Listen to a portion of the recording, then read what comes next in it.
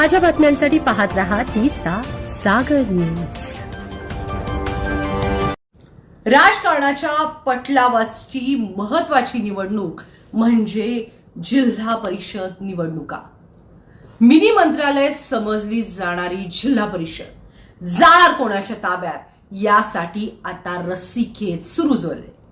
महानगरपालिकांच्या निवडणुका होताच भाजपाकडे बऱ्यापैकी 29 महानगरपालिका भाजपाच्या पारड्यात पडलेल्या आहेत आणि आता जिल्हा परिषद कुणाची यासाठी कोणत्या नेत्याला टार्गेट करायचं हे आता सुरू झालंय। अनेक ठिकाणी चर्चा आहे गोपीचंद पडळकरांची सांगली जिल्ह्यात विशेष करून चर्चा आहे। धनगर समाजाचे बहुजन समाजाचे गोपीचंद पडळकर हे हिंदुत्व जपणारे नेते म्हणून आता राज्यभरात सर्वश्रुत झालेत आणि आता त्यांनाच टार्गेट करण्याचा प्रयत्न करण्यात येतोय। बऱ्याच ठिकाणी असं म्हटलं जातंय की त्यांचा आता अभिमन्यू होणार। गोपीचंद पडळकरांचा अभिमन्यू होणं इतकं सोपं नाही, कारण त्यांच्या माग भाजपाची भली मोठी टीम आहे। गोपीचंद पडळकरांचं तसं काम आहे। आता जिल्हा परिषद निवडणुकांच्या पार्श्वभूमीवरती गोपीचंद पडळकरांना संपूर्ण राज्यात एका बहुजन समाजाचं नेतृत्व करणारा नेता आणि हिंदुत्व जपणारा नेता म्हणून भाजपा फिरवणार यात तीळ मात्र संशय नाही। असं बोललं जातं की त्यांचा अभिमन्यू करणार आणि महाविकास आघाडीकडूनच त्यांचा अभिमन्यू करायचा प्रयत्न होतोय अशी दबक्या आवाजात विरोधकांकडून चर्चा आहे। पण ही चर्चा कितपत खरी आहे याला मात्र खरंच आता अनेकांकडून विरोधही होतोय। परंतु गोपीचंद पडळकरच प्रत्येक वेळी टार्गेट का असाही प्रश्न उद्भवतोय। मागच्या वेळी आपण पाहिलं की गोपीचंद पडळकर हे बेछूट वक्तव्य करतात, त्यामुळे अजितदादा पवार असतील, जयंत पाटील असतील, विशाल पाटील असतील, त्यांनी कोणाला सोडलं नाही बोलायचं आणि ते विकासाच्या बाबतीत कमी पण पर्सनल आयुष्यावरती जास्त टीका करतात आणि खालच्या दर्जाच्या टीका गोपीचंद पडळकरांकडनं होतात। हा एक भाग आहे, परंतु दुसरा भाग जो आहे तो गोपीचंद पडळकर जे आहेत ते हिंदुत्व जपतायत, बेधडकपणे ते बोलतायत। हा देखील भाजपाच्या जमेची बाजू आहे, कारण हिंदुत्व जपणाऱ्या नेत्यांची आता आवश्यकता आहे असं ठोस मत अनेक नेत्यांचं आहे। आणि देवेंद्र फडणवीस असतील, चंद्रकांत दादा पाटील असतील किंवा संपूर्ण भाजपा गोपीचंद पडळकरांना प्रोटेक्ट करतात। त्यामुळे गोपीचंद पडळकरांचं अभिमन्यू होणं इतकं सोपं नाही। बऱ्याच ठिकाणी बऱ्याच राजकारणात चर्चा होत आहे की अभिमन्यू होणार, पण कुठं पकडणार कुठं गोपीचंद पडळकरांना तुम्ही, हाही प्रश्न आता उद्भवतोय। कारण मुलींच्या संदर्भात असेल तर अगदी नाजूक गोष्टीत ते काळजी घेताना गोपीचंद पडळकर म्हणतात। मध्यंतरी गोपीचंद पडळकरांचं एक वक्तव्य होतं की जिमला मुलींनो जाऊ नका, त्याचा विपर्यास केला गेला, पण त्याच्या मागचं इंटेन्शन बघितलं नाही, फक्त त्यांना विरोधाला विरोध म्हणत घेतले। काही गोपीचंद पडळकरांच्या बाजूही चुकीच्या आहेत की जे शरद पवार असतील किंवा वयानं मोठ्या असणाऱ्या माणसांच्या बाबतीत जे बेछूट वक्तव्य करतात त्याचा खरंच आम्ही सगळेच विरोध करतोय। परंतु गोपीचंद पडळकरांच्या भाजपाला दिसलेल्या पॉझिटिव्ह गोष्टी पण आहेत।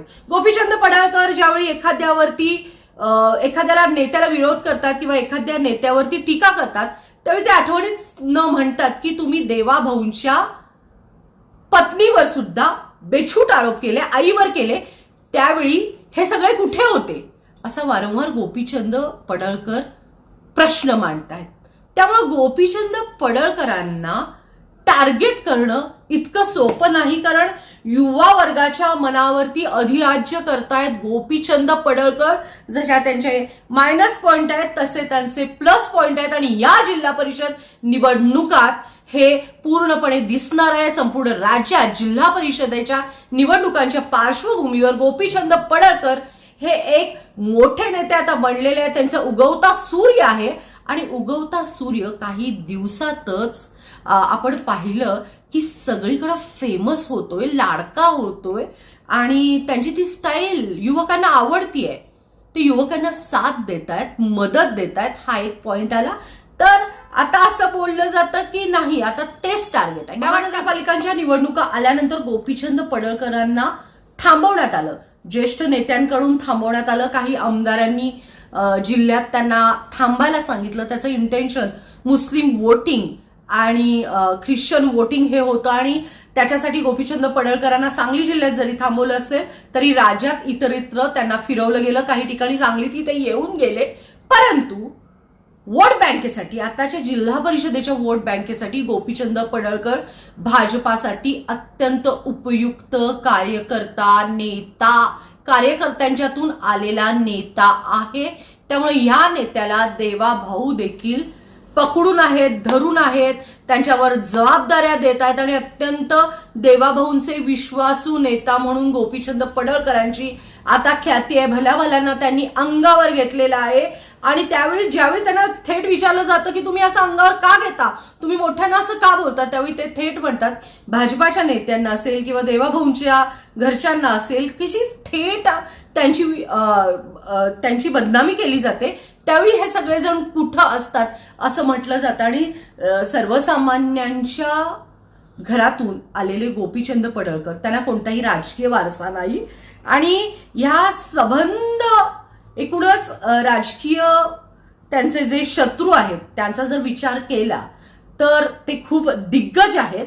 तरी पण गोपीचंद पडळकर आपल्या वक्तृत्व, भाजपाशी एकनिष्ठता, सर्वसामान्यांची कामं करणे, सर्वसामान्यांना आपलंसं करणे, चुकला तरी त्याला जवळ घेणे, या सगळ्या काही गोष्टीत आम्ही अभ्यास केला की गोपीचंद पडळकरांची एवढी ख्याती का आहे, सगळेजण गोपीचंद गोपीचंद का म्हणतायत, नेत्यांपासून ते कार्यकर्त्यांपर्यंत गोपी शेठ नेमकं का म्हणतात, त्याच्यावर आम्ही एक कटाक्ष टाकला.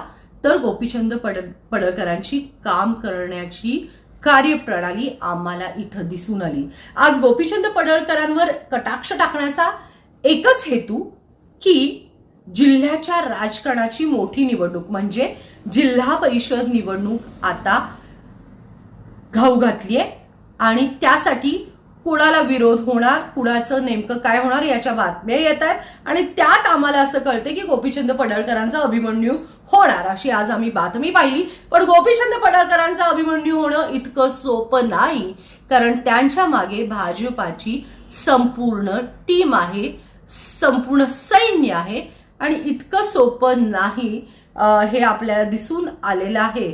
जर वार झाले तर प्रतिवारही होणार आणि जर चक्रव्यूह रचला तर चक्रव्यूह मोडलाही जाणार, अशी जय्यत तयारी या ठिकाणी भाजपानं केली आहे. हे आपण महानगरपालिकांच्या निवडणुकांच्या पार्श्वभूमीवर पाहिलं आहे. भाजप असा तसा पक्ष नाही, भाजप आपल्या नेत्याला असा सोडणार नाही, कारण आतापर्यंत डझरभर लोकांना गोपीचंद पडळकरांनी भाजपासाठी अंगावर घेतलेलं आहे. काय वाटतंय दर्शक हो, आता सध्या म्हटलं जातंय की फक्त गोपीचंद पडळकरांनाच टार्गेट केलं जाणार आहे महाविकास आघाडीकडून. ही गोष्ट खरी आहे का? आपलं यावरती काय मत आहे हे जरूर कळवा. आम्ही गोपीचंद पडळकरच नाही तर अनेक नेत्यांच्या बाबतीत ही चर्चा करणार आहोत. गोपीचंद पडळकर सांगली जिल्ह्यातला जिल्हा परिषद निवडणुकांच्या बाबतीत एक महत्वाचं नाव आहे, सांगली जिल्ह्यातच नाही तर संपूर्ण राज्यात, कारण हिंदुत्व जपणारा, युवा पिढीचं आकर्षण असणारा नेता गोपीचंद पडळकर आहे. गोपीचंद पडळकरांना असं चक्रव्यूहात अडकवणं अवघड आहे असंच एकूण चित्र दिसतंय. काय वाटतं आपल्याला दर्शक हो? आपली प्रतिक्रिया जरूर कळवा. माझ्या पुढच्या एपिसोडमध्ये आपण पाहणार आहोत जिल्हा परिषद निवडणुकांसाठी कोणत्या पक्षाचा कोणता नेता आता महत्वाचा आहे, गोपीचंद पडळकरांनंतर आता कोणता महत्वाचा नेता आहे हे पाहणार आहात तुम्ही माझ्या पुढच्या एपिसोडमध्ये. तोपर्यंत तुमची कमेंट जरूर करा. नमस्कार, मी शर्वरी पवार. बातमी आवडल्यास लाईक आणि शेअर करायला विसरू नका. नमस्कार.